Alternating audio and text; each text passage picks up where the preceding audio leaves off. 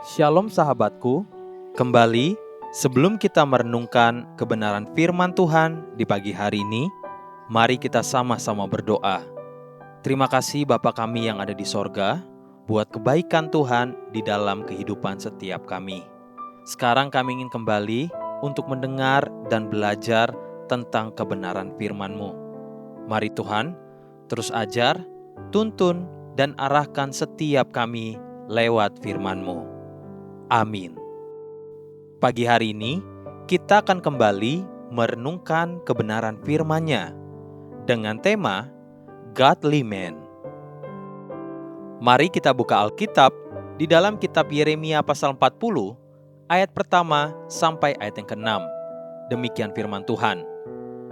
Firman yang datang daripada Tuhan kepada Yeremia, sesudah ia dilepaskan dari Rama oleh Nebuzaradan, kepala pasukan pengawal yang telah menyuruh untuk mengambilnya terbelenggu pada tangannya di tengah-tengah semua orang buangan dari Yerusalem dan Yehuda yang hendak diangkut ke dalam pembuangan ke Babel.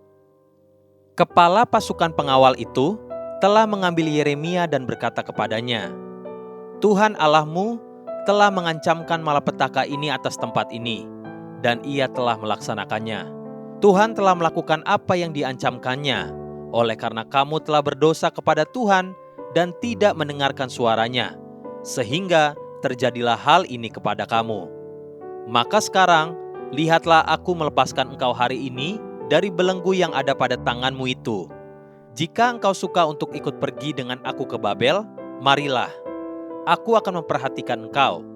Tetapi jika engkau tidak suka untuk ikut pergi dengan aku ke Babel, janganlah pergi. Lihat, seluruh negeri ini terbuka untuk engkau. Engkau boleh pergi kemana saja engkau pandang baik dan benar. Engkau boleh kembali kepada Gedalia bin Ahikam bin Safan yang telah diangkat oleh Raja Babel atas kota-kota Yehuda, dan tinggallah bersama-sama dia di tengah-tengah rakyat, atau kemana saja engkau pandang benar, pergilah ke situ.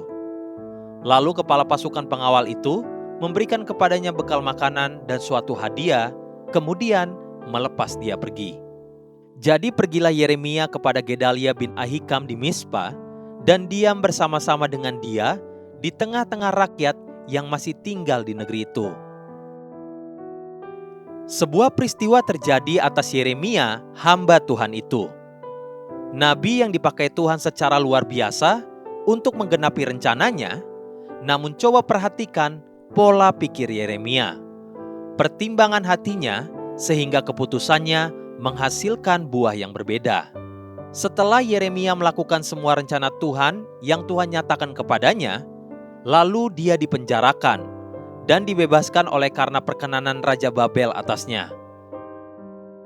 Kemudian, Yeremia mendapatkan sebuah hak istimewa untuk memilih. Coba perhatikan sekali lagi apa yang dikatakan oleh kepala pasukan pengawal itu kepada Yeremia. Yeremia pasal 40 ayat 2 sampai ayat yang keempat. Demikian firman Tuhan. Kepala pasukan pengawal itu telah mengambil Yeremia dan berkata kepadanya, Tuhan Allahmu telah mengancamkan malapetaka ini atas tempat ini, dan ia telah melaksanakannya. Tuhan telah melakukan apa yang diancamkannya, oleh karena kamu telah berdosa kepada Tuhan dan tidak mendengarkan suaranya, sehingga terjadilah hal ini kepada kamu. Maka sekarang, lihatlah aku melepaskan engkau hari ini dari belenggu yang ada pada tanganmu itu. Jika engkau suka untuk ikut pergi dengan aku ke Babel, marilah, aku akan memperhatikan engkau. Tetapi jika engkau tidak suka untuk ikut pergi dengan aku ke Babel, janganlah pergi. Lihat, seluruh negeri ini terbuka untuk engkau. Engkau boleh pergi kemana saja engkau pandang baik dan benar.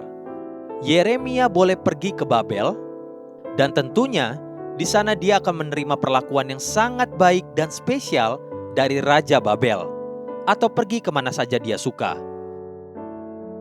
Namun Yeremia memilih demikian. Yeremia pasal 40 ayat yang ke-6. Jadi pergilah Yeremia kepada Gedalia bin Ahikam di Mispa, dan diam bersama-sama dengan dia di tengah-tengah rakyat yang masih tinggal di negeri itu. Hal yang paling istimewa dan penting untuk diperhatikan di sini adalah bagaimana pola pikir yang ada pada orang-orang yang takut akan Tuhan, yang mengenal Allahnya dengan benar. Yeremia memutuskan untuk pergi dan diam bersama-sama dengan dia di tengah-tengah rakyat yang masih tinggal di negeri itu.